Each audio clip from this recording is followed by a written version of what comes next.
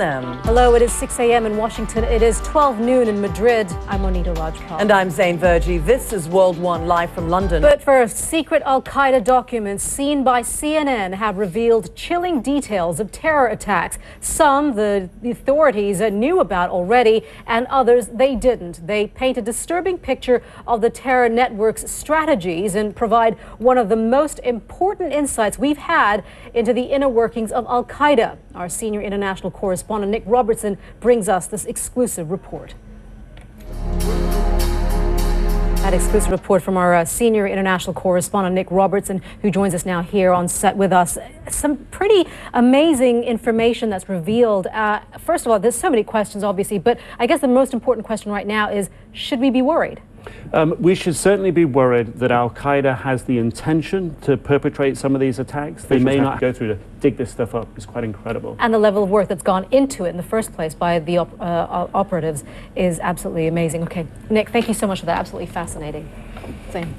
Al-Qaeda has ties with the militant group Al-Shabaab in Somalia. Well, there's that new information published in the U.S. suggesting that in many parts of the Islamic world, Al-Qaeda's influence is in fact diminishing. The Pew Research Center found they're not just losing importance globally, but also falling out of favor with Muslims. Take a look at some of these numbers here. Muslims in several countries were asked about their attitude to Osama bin Laden. Now, the blue bars here show that their responses in 2003 in Indonesia, Jordan, and Pakistan, around half the people surveyed supported the Al-Qaeda leader. Now let's fast forward to 2011, before bin Laden was killed, and you'll see that the group's shrinking reputation, confidence in their Al-Qaeda leader fell by half, if we can say. And remember, that's among Muslims. Zain? Drought warnings to flood warnings. Britain continues its swing from one extreme to the next. Meteorologist Mari Ramos at the World Weather Center with more on that. Mari, 1 minute it is pouring down with rain. The next minute it is sunny and 19 degrees Celsius.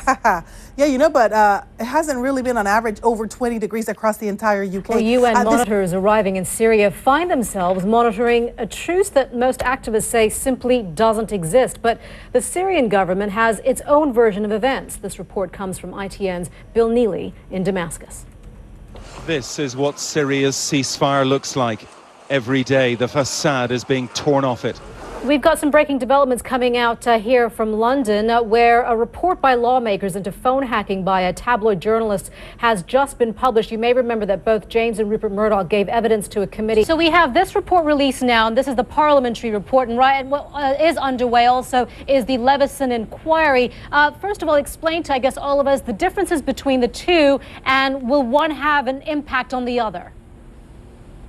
Played by the Murdochs into the allegations of phone hacking, and what they found has been pretty explosive in terms of what they find. They said that Rupert Murdoch himself is not fit to run an international company, and of course, as Dan Rivers was reporting there, this report did find that there was they were misled, but the company had misled lawmakers into the whole phone hacking and how deep it ran in the company. Of course, Dan will continue to report on this for us here on CNN. We'll bring you the very latest and more throughout the day here on CNN. For now, we're taking a short break. We'll be right back.